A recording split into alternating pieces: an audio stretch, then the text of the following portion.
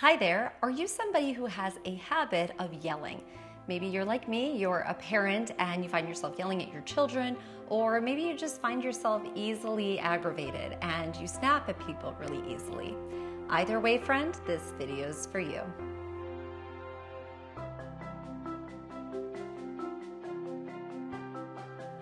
Hi there, my name is Morgan Risden and I'm the creator of Center Studio, where I teach people skills to feel more comfortable more often.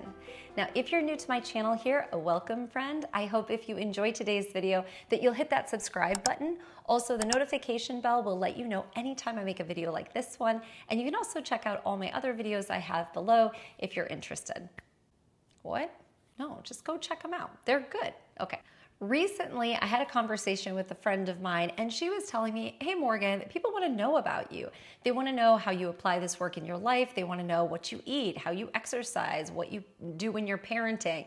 And I don't know if that's true, friends. I don't know if the people who are watching these videos care so much about me. If you do, you can always give a thumbs up. You can also drop a comment below. But we did get talking about parenting and how I definitely apply this work to the way that I interact with my kids and in my interpersonal relationships with my husband, my parents. And I thought that I would talk about this topic of yelling, which, you know, I'm a parent, so I've definitely yelled before. And I'm assuming that if you're a human being watching this, that at some point or another, even if you don't consider yourself to be a yeller, that at some point or another, you've probably found yourself yelling. There's, I feel like, an occasion for all of us to lose our temper and fall into a yelling spat. So if you've got children, maybe this happens more frequently than you would like.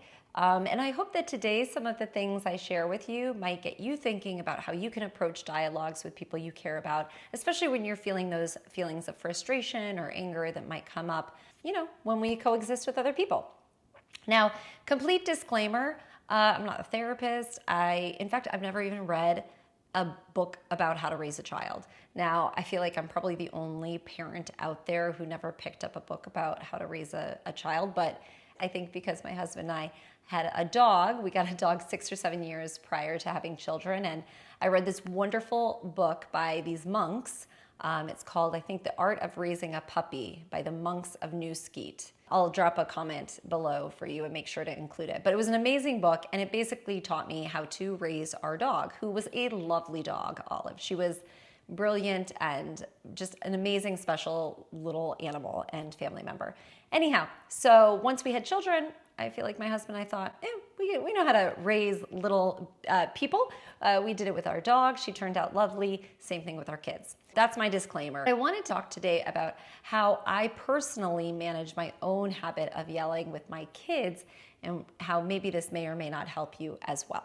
First, I'm going to tell you a story that I recently shared with a student of mine about an occasion when I was driving in the car with my two daughters. We were going to the pool this summer, and my daughter, my older daughter, Naya, had lost, I think it was a watch she had lost. And something like, friends, she'd lost this watch, I don't know, like this was her third or fourth time, and it had a little timer on it. And anyhow, she kept losing it, and I kept replacing it for her.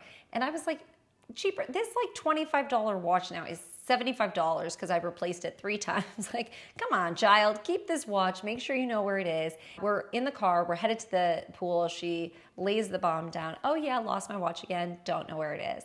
And so I, of course, in a very Alexander Technique way, yelled at her. Okay, that's a joke. I yelled at her. And I said, Naya, I can't believe you're being so irresponsible. You're 7. It's your responsibility. It's not my responsibility to keep track of your things. So I'm kind of giving her, I'd call it a lecture, but at a certain tone. If you're a parent, you know what tone I'm talking about. And my younger daughter, 2 or 3 minutes in, Ilya, she's 4, so she said to me, Mama, and I said, yes, really frustrated and probably impatient. And my younger daughter asked me, Mama, can you please stop yelling at Naya because I think you're making her upset. And I heard my daughter, and I just answered very quickly, and I said, yes, you're right. I will stop yelling at her. Thank you for reminding me. And then I apologized to my older daughter, and I said, I apologize for yelling. I'm feeling frustrated, and I'm sure it doesn't really help the situation, you know? So thank you for helping me, Ilya, with that. And that was that. Now, I share this story with you because I've asked people in my family to help me so it's not just me trying all the time on my own. I'm a part of a bigger family unit. I've got a husband and 2 kids. And so within that, I feel like I definitely ask for help. I let my children know, listen, if I'm yelling, you always can ask me to stop. And if you ask me to stop, I will always stop. Now, it doesn't mean I always want to, doesn't mean that it's easy, but I feel like if a small 4 or 7-year-old in my children's case can have the courage to ask me when I'm feeling really frustrated or really upset and clearly not in a good mood, the least I can do is honor their request, which is to calm myself down till at least I'm able to talk to them in a tone that maybe is not so upsetting to them. Because yelling doesn't really ever make anybody feel good, right? At least I know in my case, I never feel good after I'm done yelling. I don't feel good when I'm yelling. And from an Alexander standpoint, my neck is definitely not relaxed and free. My jaw is probably tight. Muscles that don't need to be gripping are gripping. My rear end for sure is tight. And probably even more so than the rest, my voice. It really damages my vocal cords. So in general, I'm not a huge fan of yelling, but I have been known to slip off the edge and to yell. Confessions from an Alexander technique teacher. And I think that among asking family and friends to help you in situations like that, where they can maybe extend what I would consider to be like a reaching out helping hand, where they invite you to calm down, I've also given myself permission to stop in the middle of yelling. And what that means is that I don't commit to yelling all the time. Sometimes I commit to yelling, but I try not to, in the sense that if I'm yelling, at some point I try to stop myself and say no. Whether it's I need to walk away, or I just zip it and I stop, or I focus on my breathing, or I focus on something tactile, like let's say I'm washing a stain out of yet another pair of children's clothing, right? I might just then focus on what I'm doing and think about the texture in my hand, where my arms are in relationship to my body, where my feet are in relationship to my head. I start thinking more kinesthetically about my body and try to root myself in the present moment versus focusing on the thing that I'm yelling and upset about. Because those emotions, I feel like, kind of run their course through you. And sometimes it's like a roller coaster. Like if you get on, you can like ride it and it's just like, right? And when you're yelling, it's like, but if you could find a moment to like kind of just jump off and say, okay, I'm not going to stay on it, I feel like the emotions then kind of wind down faster. At least that's my experience. I find myself not staying as mad and as upset for as long as I would have if I kept yelling. I almost feel as though the yelling and the arguing creates a fire. So as I've practiced Alexander technique and approaching my life in general with this sort of mindfulness and consciousness, I forgive myself for being human. I recognize the many habits that I have grown up with or that I have continued to practice when I'm unconsciously just in reactive mode. And so I forgive myself for that. And then I just focus on each moment as a new opportunity to change. And sometimes I fail and I just yell. And then in that case, I try to have a conversation with whoever I'm yelling with. If it's my daughters or if it's my husband, I try to apologize and connect. And if it's, for example, in the middle of something, I might even stop and say, I don't want to yell. I don't want to be so upset. I'm feeling very frustrated. I start to identify the feelings that are making me yell.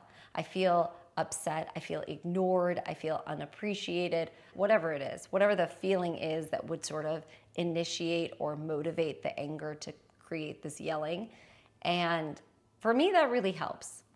Now, I think to strive to become a sort of person who's always in this Zen, peace, and calm, I don't know, friends, if you're a parent,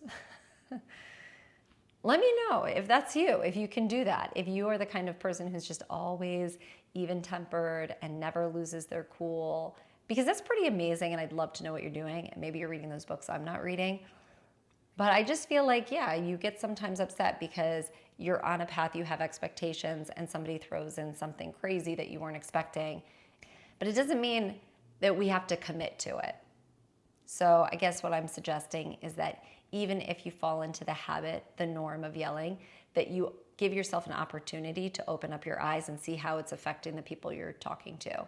And in my case, when I look at my little people, I'm like, I don't want to be making them upset. I don't want to make them cry. I don't want to make them look at me like they're embarrassed or ashamed. So I think as a parent, it's easy to fall into those habitual responses, but it's not always productive and it's not always helpful for our little people in our life. And then it's not helpful for adult people either, right? If you're in a relationship with somebody, if you have a coworker or a friend who you end up getting into spats with, it doesn't necessarily make you feel connected or closer to people. And I think at the end of the day, I mean, the studies, friends, say that the most important thing at the end of one's life, I think it was that long study, was it Harvard? Yes, it was a Harvard study that did that long study on happiness, found that relationships, right, were like the most important thing to people's happiness and health. This study was the longest study on happiness, and the research found that our relationships had a powerful influence on our health. The relationships that they had and the love that they felt for people. You know, relationships matter, and how we interact in those relationships contribute to how we feel about ourselves and how others feel about us. And last time I checked, yelling doesn't really help us feel any closer. So with all of this said, anytime that you have conflict or that you have a situation where you feel triggered going from 0 to 10, what do you usually do? Do you yell? If you do you ever feel like you can jump ship, or do you feel like you're on it, so that's the track you're on and you can't get off till you hit a wall? What do you do? I'd love to know if you'd share in the comments below. And of course, if you liked this video, I hope you'll give it a thumbs up, because that really helps my channel out a lot actually on YouTube. And of course, until next time, I hope you take care. Ciao.